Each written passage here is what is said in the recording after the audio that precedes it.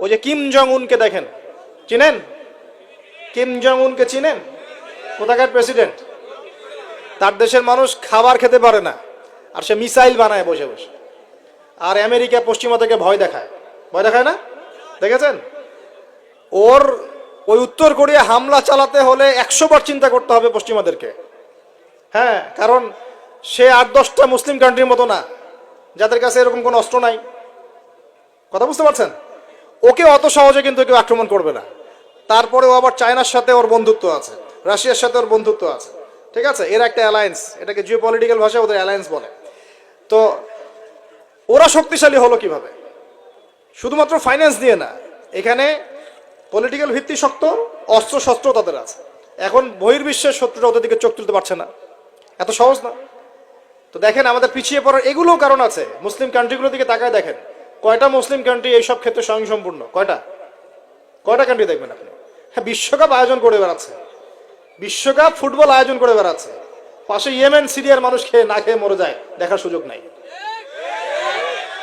কি করছে? ওইখানে বেস ক্যাম্প দিয়ে রেখেছে পশ্চিমাদের জন্য, ওখানে বেস ক্যাম্প ঘাঁটি দিয়ে রেখেছে পশ্চিমাদের জন্য। এবং বহু মুসলিম কান্ট্রি যারা মানে আমাদের কাছে এখন আইডল হয়ে বসে আছে, ভিতরে ভিতরে ইহুদি খ্রিস্টানদের সাথে বন্ধুত্ব করে বসে আছে।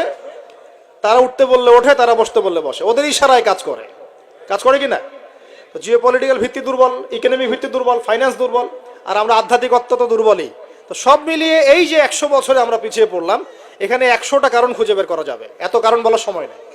এখন প্রসঙ্গে আসেন, এভাবেই কি চলতে থাকবে না উত্তরণের কোনো পথ আছে? আমরা কি চাই যে আমরা সে আবার ওই ইসলামের সোনালী যুগে ফিরতে পারি?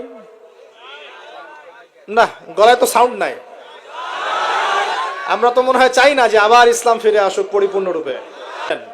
আমরা চাই বা না চাই, আল্লাহ রাব্বুল আলামিন তার নবীর মাধ্যমে জানিয়ে দিয়েছেন সভ্যতা শেষ হবে একজন নবীর হাতে, তার নাম নবী ঈসা ইবনে মারিয়াম। তিনি 40 বছর এই বিশ্ব শাসন করবেন, তার আগে কিয়ামত হবে না।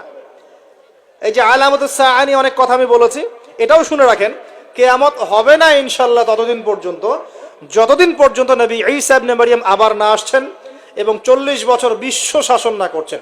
তিনি কোনো দেশ শাসন করবেন না, পুরো বিশ্ব শাসন করবেন। চিন্তা করতে পারছেন? এখন কি মনে হয় যে মুসলিমরা এরকম জায়গায় যাবে আবারও? আসলে কিন্তু বাইরের চোখ দিয়ে মনে হয় না, কিন্তু সত্যি কথা কি, ইতিহাস এভাবেই টার্ন করবে। কিভাবে করবে, কার মাধ্যমে করবে, আল্লাহ পাক জানেন, আমরা জানি না। আমরা যদি না পারি, আল্লাহ আমাদেরকে সরিয়ে দিবেন, সরিয়ে দিয়ে নতুন প্রজন্ম নিয়ে আসবেন। ওরা যদি না পারে, আল্লাহ ওদেরকেও সরিয়ে দিবেন, নতুন জেনারেশন নিয়ে আসবেন। তারাও যদি না পারে, আল্লাহ